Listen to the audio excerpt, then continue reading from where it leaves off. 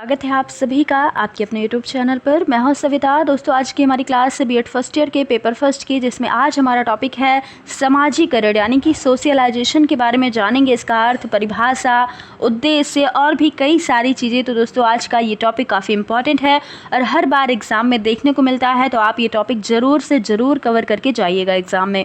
तो चलिए क्लास को स्टार्ट करते हैं। जानेंगे सबसे पहले कि समाजीकरण का अर्थ क्या है, इसकी परिभाषा के बारे में। देखिएगा, मनुष्य जो है या हम सभी क्या हैं, एक सामाजिक प्राणी हैं और जन्म से लेकर के मृत्यु पर्यंत तक हम लोग समाज में ही रहते हैं। मनुष्य अपने सभी सामाजिक गुण और विशेषताएं जन्म के बाद समाज में रहकर ही सीखता है या अर्जित करता है। जन्म के समय मानव शिशु मात्र प्राणी होता है, जिसमें जैविकीय विशेषताएं जो है ये मानवीय होती हैं। प्राणी से सामाजिक प्राणी बनने की प्रक्रिया को ही एक समाजीकरण, एक भाषा में कहा जाए तो ये क्या है, समाजीकरण है। समाजीकरण के अर्थ को और अधिक स्पष्ट करने के लिए कुछ यहाँ पर परिभाषाएं दी गई हैं, इनको हम देखेंगे। तो पहली परिभाषा है ग्रीन महोदय के अनुसार। इन्होंने कहा है कि समाजीकरण एक ऐसी प्रक्रिया है जिसके द्वारा बच्चा सांस्कृतिक विशेषताओं, आत्मतत्व तथा व्यक्तित्व को प्राप्त करता है। तो ये इनकी परिभाषा है। दूसरी परिभाषा है बोगार्डस के अनुसार। इन्होंने कहा है कि समाजीकरण की एक विस्तृत परिभाषा इन्होंने दी है। समाजीकरण एक ऐसी प्रक्रिया है जिससे व्यक्ति मानव कल्याण के लिए एक दूसरे पर निर्भर होकर के व्यवहार करना सीखते हैं और ऐसा करने में सामाजिक जिम्मेदारी और संतुलित व्यक्तित्व का अनुभव भी करते हैं। तो ये इनकी परिभाषा है। इससे हम स्पष्ट होता है हमें कि समाजीकरण वह प्रक्रिया है जिसके द्वारा व्यक्ति सामाजिक प्रवृत्ति अपनाता है और निजी व्यक्तित्व को विकसित करता है और संगठित करता है। तो ये परिभाषा बोगार्डस के अनुसार है। तीसरी परिभाषा है अकोलकर के अनुसार। देखिएगा, इन्होंने कहा है कि समाजीकरण एक ऐसी प्रक्रिया है जिसमें व्यक्ति द्वारा व्यवहार के परंपरागत प्रतिमानों को ग्रहण करने की प्रक्रिया उसका समाजीकरण कहलाती है, क्योंकि वह उसके दूसरों से संगठन करने पर और उसके द्वारा कार्य करने वाली संस्कृति के प्रति खुलने पर निर्भर करती है। तो ये इनकी परिभाषा है। अगली परिभाषा ऑसबॉर्न एवं निमकॉफ के अनुसार है कि समाजीकरण एक ऐसी प्रक्रिया है जिससे कि व्यक्ति समूहों के चलनों के अनुरूप व्यवहार करना सीखता है। तो दोस्तों, यहाँ पर आपने 3 से 4 परिभाषा देखी, तो आई होप यहाँ से आपका ये अर्थ जो है समाजीकरण का वो क्लियर हो चुका होगा। आगे देखिएगा, समाजीकरण की प्रक्रिया क्या है, यानी कि प्रोसेस ऑफ सोशलाइजेशन के बारे में जानिएगा। तो दोस्तों, मनुष्य जो है एक सामाजिक प्राणी है, ये तो आपने देख लिया, और समाज में रहकर अपनी सभी आवश्यकताओं की पूर्ति करता है। जाहिर सी बात है कि व्यक्ति समाज में रहेगा मृत्यु पर्यंत तक, जन्म से लेकर के, तो सारी आवश्यकताएं वो समाज में रहकर ही पूरी करेगा। समाज में वह जन्म लेता है और यहीं पर उसका विकास होता है और यहीं पर वह सामाजिक संबंधों के तानों बानों में उलझा रहता है। समाज की यही ताने बाने जो है मनुष्य को सामाजिक बनाते हैं और समाज में जिस प्रक्रिया के अधीन बालक का समाजीकरण होता है उसे हम समाजीकरण की प्रक्रिया या प्रोसेस ऑफ सोशलाइजेशन कहते हैं। तो समाजीकरण की प्रक्रिया के 3 भेद माने जाते हैं। पहला है प्रसारण या डिफ्यूजन। तो किसी भी प्रक्रिया का पहला पद जो है ये प्रसारण होता है। मनुष्य जब समाजीकरण की प्रक्रिया में प्रवेश करता है, एंटर करता है, तब उसे पहला पद उन संकुलों या ट्रेड्स और पैटर्न्स के साथ मिलना पड़ता है, चीज़ों को समझना पड़ता है, और जो कि उसे ग्राह्य करने पड़ते हैं या फिर ग्रहण करने पड़ते हैं। यह प्रक्रिया प्रसारण कहलाती है। दूसरी प्रक्रिया है संस्कृतिकरण की। देखिएगा, समाजीकरण का दूसरा पद है संस्कृतिकरण। इस पद में व्यक्ति जिस समाज में रहने लगता है उसमें उस समाज के रीति रिवाज, आचार विचार, रहन सहन आदि को स्वीकार करने के साथ साथ वह अपने आचार विचार, रहन सहन और खान पान को भी दूसरे समाज में प्रचारित भी करता है। अगर आप मान लीजिए कि आप अपने घर में रह रहे हैं, तो आपके घर में जैसी चीज़ें होती हैं वैसे भी आप भी उसी चीज़ों में ढल जाते हैं। आपके घर में जैसा खाना बनता है उसी खाने के साथ आप ढल जाते हैं। तो वैसा समाज का भी होता है कि जिस समाज में आप रह रहे हो उसी समाज के अकॉर्डिंग ही आप ढल जाते हो, उसी के जैसा रहना पसंद करते हो और उसी खान पान के माहौल में रहने लगते हो।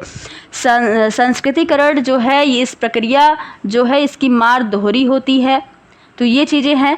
अगली प्रक्रिया है सात्मीकरण की यानी कि एसिमिलेशन की। तो समाजीकरण की तीसरी प्रक्रिया एसिमिलेशन है या आत्मसातीकरण आप कह सकते हो। तो इसके अंतर्गत व्यक्ति समाज विशेष के रीति रिवाजों में अपने को पूरी तरह आत्मसात कर लेता है और जिस समय यह प्रक्रिया संपन्न हो जाती है तो व्यक्ति का पूरी तरीके से समाजीकरण हो जाता है। आत्मसात कर लेना मतलब समाज के लिए व्यक्ति कुछ भी कर सकता है, वही क्या है, आत्मसात कर लेना अपने आप को।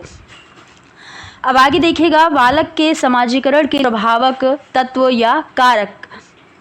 उपरोक्त स्थिति पर विचार करने के पश्चात हम यह निष्कर्ष पर पहुंच सकते हैं कि समाज में यदि समाजीकरण की प्रक्रिया को उचित मोड़ न दिया गया तो बालक समाज में रहते हुए भी असामाजिक होगा। तो इसलिए ज़रूरी है कि बच्चों में कुछ कारक, कुछ प्रभाव पड़ने चाहिए। समाजीकरण से अभिप्राय बालक को समाज में रहने योग्य बनाना है। किम्बल यंग ने समाजीकरण की परिभाषा देते हुए कहा है कि समाजीकरण से अभिप्राय है कि व्यक्ति जन रीतियाँ, रूढ़ियाँ, रिवाज, नियम और संस्कृति की अन्य विशेषताएं सीखता है। वह अपने आप को अपने जीवन के मूल्यों, उद्देश्यों, पड़ोसीपन, वर्ग और समुदाय से परिचित करता है। संक्षेप में कहा जाए तो समाजीकरण की संपूर्ण प्रक्रिया सामाजिक कार्य अथवा क्रिया प्रतिक्रिया के क्षेत्र में आती है। आगे देखिएगा समाजीकरण के कुछ प्रमुख तत्व हैं। पहला तत्व है परिवार का।